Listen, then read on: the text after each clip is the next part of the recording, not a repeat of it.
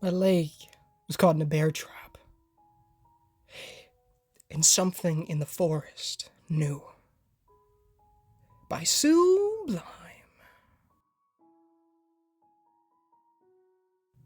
Every time I glanced at my leg, I'm haunted by memories. The pain was gone, as was most of the injury, but the scar was still there. It looked like something tried to bite my leg clean off, and that's usually the story I tell people when they ask. Fighting off an animal is a lot more believable than what actually happened. The other boys in my cabin had decided to skip out by the campfire one night and investigate the forest. Much to my surprise, they invited me. Blinded by the idea of having friends, I didn't think twice about joining them. I've come to regret that day ever since. Once the campfire started and we told the cabin counselor that we were going to sleep, we set out to the forest. The leader of the group, a kid named Braden, took the lead and led us deeper and deeper into the woods. Camp Nightingale had a rumor that there was a monster lurking within its woods. Of course, no one believed it. Or, at least, I thought they didn't. As I looked to my left, I noticed that Daniel, a kid with a body type more similar to mine, was wielding a slingshot. Any good that would do, I thought. We're not actually going to find anything. You guys know that, right? I asked, looking around the group of laughing and joking boys who were all sporting various amounts of weapons. They just laughed. Probably not, but it would be awesome if we did, the kid said, cocking his slingshot at me and preparing to launch whatever he was aiming at. I flinched, instantly stopping my walk as the group chuckled. Still the butt of the joke, I thought. That's when I heard it. It was so synced with my footsteps that I almost missed it, but the moment I stopped, something behind me took another step before pausing. I froze, tilting my head around to see what it was. Unfortunately, without Braden's flashlight, I had no luck in finding what it was. Yo, can you shine your light on something behind me? I stammered. Braden was so confused, but did so. I studied his expression, which turned into irritation. Aside from the hundreds of trees, there was nothing behind me. Stop being such a wussy. Like you said, we're not actually going to find anything. I rolled my eyes, jogging to catch up with him. Duh, I just thought it might be a bear. That caused an uproar and laughter. A bear? Out here? Man, you're dumb. The third kid, Thomas, spoke. For the next 10 minutes, things went smoothly, and nothing happened.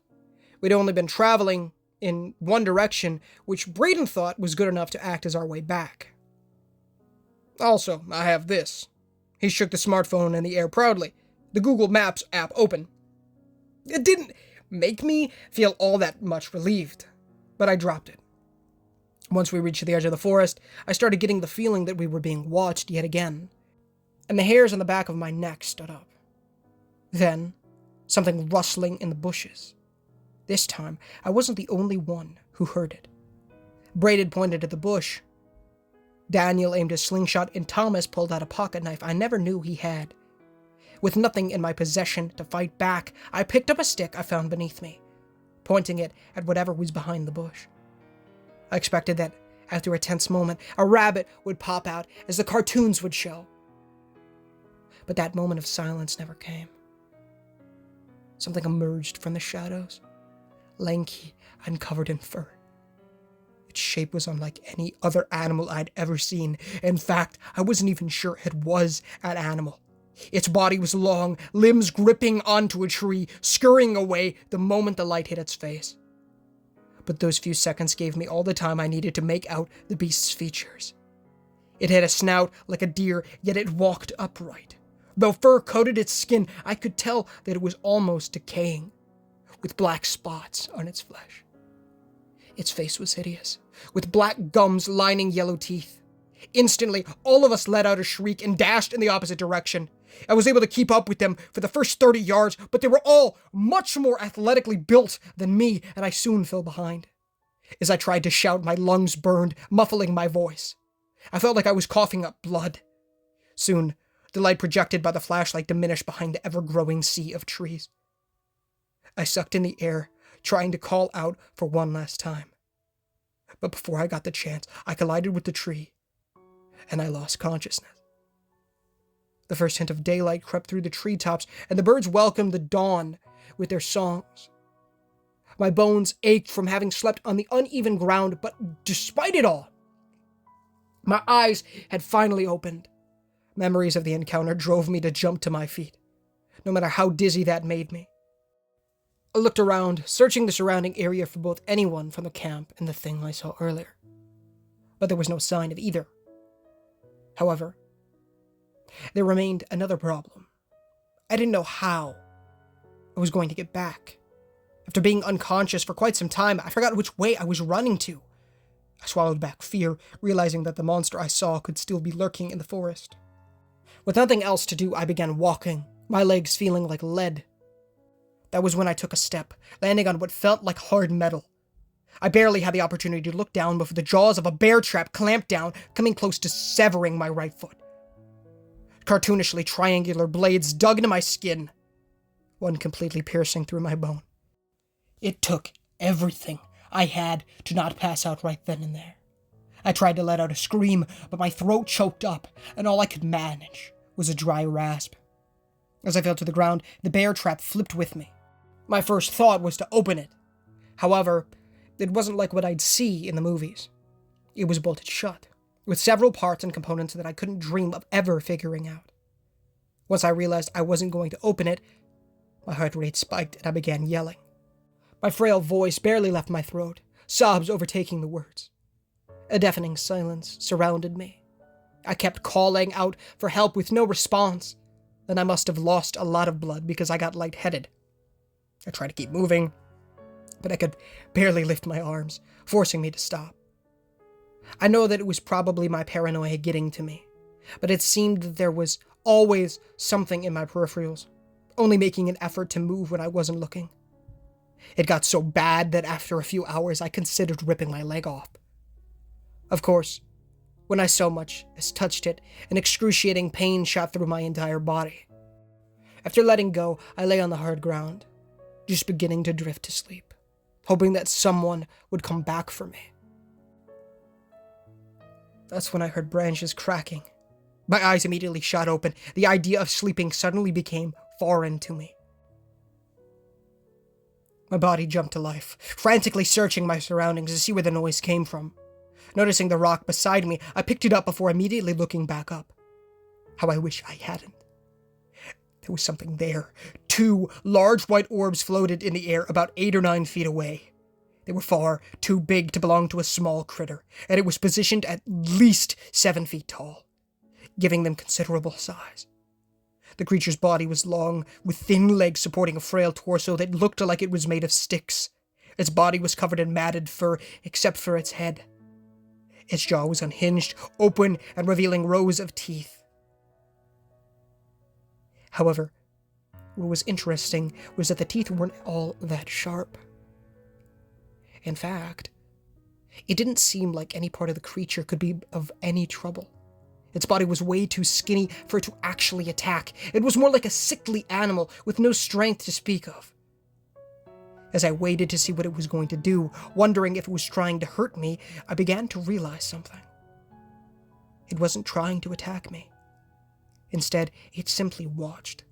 Wide, unblinking eyes not taking the slightest interest in anything around me. I glared back as if it was the only thing I could do. Though the sun began to shine, it remained motionless. At night, the creature looked terrifying, but in the sunlight where I could make out every detail, even more so. Clutching the rock, I throw it as hard as I can. I hit the creature in the shoulder, but aside from awkwardly shuffling back, it didn't seem to notice it. Dehydration had begun to set in, and I was feeling dizzy. As the creature watched, it reminded me of something. The way it watched its prey die before, I could only assume it eats me, reminded me of vultures. It's funny. As if I was asking myself if dehydration or blood loss would kill me first. The creature was thinking the same exact question.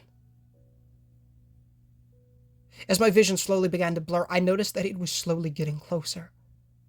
When my eyes would close for a moment, I'd open them, and its head would only be an inch away from mine, causing me to jump. The creature would do the same, bolting behind the safety of a tree. But as this act of ours repeated for several times, the creature would be less afraid each time, until eventually, it would no longer move. I waved my arms violently, but still no response. My stamina was running low, and there was no sign of anyone else coming for me. The more exhausted I got, the more I wanted to give in to the idea of dying.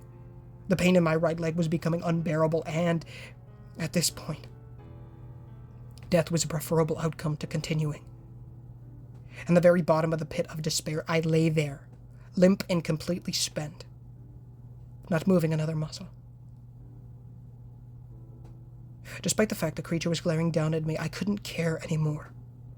My eyelids began to grow heavy, my consciousness growing cloudier by the second.